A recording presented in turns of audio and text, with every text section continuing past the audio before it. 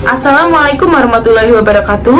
Tabi pun perkenalkan, nama saya Ananda Dukatika dengan NPM 2012011050. Di sini saya akan memaparkan materi sebagai tugas evaluasi penilaian pada mata kuliah hukum waris, di mana materi yang saya akan sampaikan dan presentasikan ini terbagi menjadi dua materi. Yang pertama itu adalah bagian warisan untuk cucu, dan yang kedua itu adalah rat and owl. Di sini saya akan mempresentasikan dengan metode membaca. Yang pertama itu adalah materi bagian warisan untuk cucu. Bagian cucu menurut ajaran Hazarin bilateral, itu adalah istilah mawali. Kalian tahu nggak sih mawali itu apa? Mawali itu adalah ahli waris pengganti, dimana cucu ini adalah mawali dari anak pewaris. Cucu adalah setiap keturunan baik dari laki-laki maupun perempuan, baik dari anak laki-laki maupun anak perempuan dari pewaris, di mana dasar hukum ini terdapat di dalam Quran Surat An-Nisa ayat 33. Bagian cucu menurut ajaran Syafi'i patrilineal, cucu adalah keturunan baik laki-laki maupun perempuan melalui anak laki-laki saja, dan seterusnya dalam garis lurus ke bawah melalui keturunan laki-laki saja. Cucu baik laki-laki maupun perempuan melalui anak perempuan tergolong zul arham. Dasar hukum yang dipakai bagian warisan untuk cucu ini yaitu pertama Surat An-Nisa ayat 11, yang kedua hadis Ibnu Abbas, yang ketiga itu ada hadis Zaid bin Sabit, yang keempat itu adalah hadis Ibnu Mas'ud, di mana hadis Zaid bin Sabit ini, bila seorang meninggalkan seorang anak perempuan dan cucu laki-laki pancar laki-laki, maka untuk anak perempuan mendapat separuh dan untuk cucu laki-laki mendapat sisanya. Sedangkan di hadis Ibnu Mas'ud, Rasulullah SAW menghukumkan untuk seorang anak perempuan ini separuh, dan untuk seorang cucu perempuan 1/6 buat mencukupkan 2/3 atau takmilah, dan selebihnya itu untuk saudara perempuan. Dimana yang pertama kita akan membedakan bagaimana bagian warisan untuk cucu laki-laki dan bagaimana warisan untuk cucu perempuan. Bagian warisan untuk cucu laki-laki, yang pertama, jika pewaris meninggalkan cucu laki-laki maka besar bagiannya adalah seluruh harta warisan. Yang kedua, jika pewaris meninggalkan cucu laki-laki dan cucu perempuan maka besar bagiannya 2 bagian dari bagian cucu perempuan. Ada istilah yang namanya hajib dan mahjub. Yang pertama, cucu laki-laki terhijab oleh anak laki-laki. Yang kedua, cucu laki-laki dapat menghijab saudara baik sekandung, sejenis, seibu dari pewaris.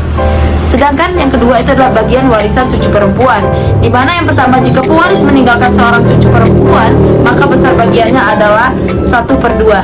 Yang kedua, jika pewaris meninggalkan 2 atau lebih cucu perempuan maka besar bagiannya adalah 2/3 bersama. Yang ketiga, jika pewaris meninggalkan cucu perempuan bersama cucu laki-laki maka besar bagian cucu laki-laki ini adalah 2 bagian dari cucu perempuan.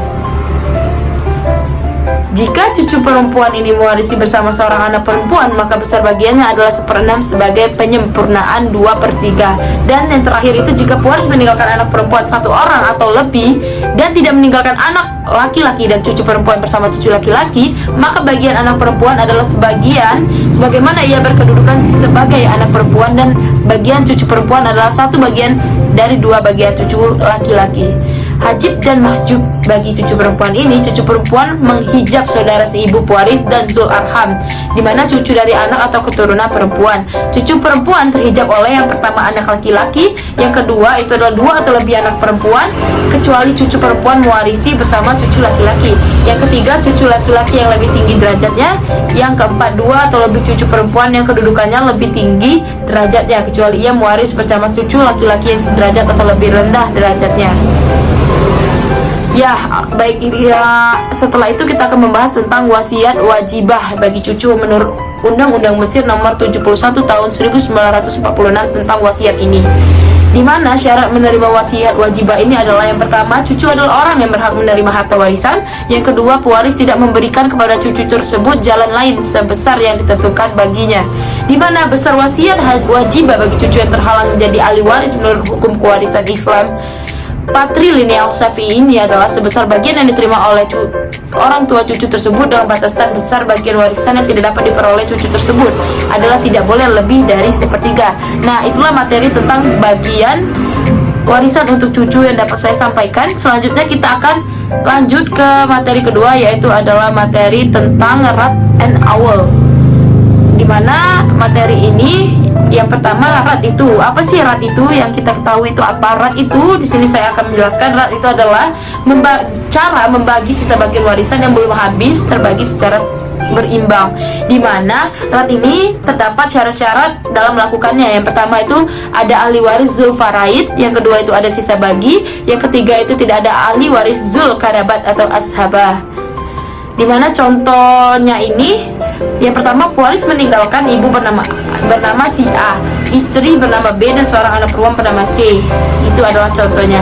Yang kedua itu awal. Rat dan awal ini adalah sebuah hal yang berbeda. Sedangkan awal ini adalah membagi kelebihan perhitungan bagian warisan secara berimbang kepada semua ahli waris.